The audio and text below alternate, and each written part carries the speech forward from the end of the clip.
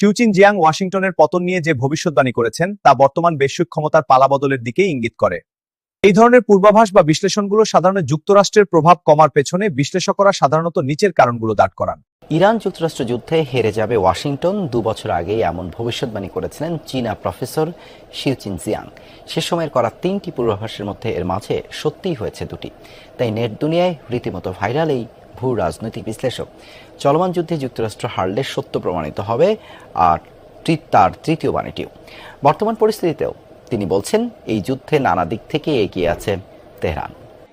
First is that Trump will win in November. Second is that the United States will go to war against Iran.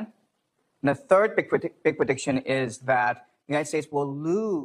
ভিডিওটি 2024 সালের, যেখানে বিশ্ব রাজনীতি নিয়ে শিক্ষার্থীদের সামনে 3টি ভবিষ্যদ্বাণী উপস্থাপন করতে দেখা যায় এই চীনা কানাডিয়ান প্রফেসরকে। অবিশ্বাস্য হলেও সত্য, এরই মধ্যে ফলে গেছে 2টো অনুমান, আর তাতেই তোলপাড় বিশ্বজুড়ে। কেননা তৃতীয়টি যুক্তরাষ্ট্র ইরান যুদ্ধ নিয়ে। 2 বছর আগের লেকচার ক্লাসটিতে অধ্যাপক শিউচিন জিয়াং বলেন 2024-এর নভেম্বরে দ্বিতীয় মেয়াদে ক্ষমতায় আসতে যাচ্ছেন ডোনাল্ড ট্রাম্প। তিনি বলেন ট্রাম্পের এই মেয়াদেই ইরানের সাথে যুদ্ধে জড়াবে যুক্তরাষ্ট্র। আর তৃতীয় পূর্বাভাসটি ছিল এ যুদ্ধে তেহরানের কাছে হেরে যাবে ওয়াশিংটন, যার ফলে বদলে যাবে গোটা বিশ্বের রাজনীতির সমীকরণ। সে সময় তেমন সাড়া না ফেললেও বর্তমান পরিস্থিতির সাথে 2টি ভবিষ্যদ্বাণী হুবহু মিলে যাওয়ায় সামাজিক মাধ্যমে রীতিমতো ভাইরাল জিয়াংয়ের সেই ভিডিওটি। এখনো তিনি মনে করছেন চলমান যুদ্ধে এগিয়ে আছে তেহরান। আমার মনে হয় এখনো ইরান অনেক দিক থেকেই যুক্তরাষ্ট্রের চেয়ে এগিয়ে আছে।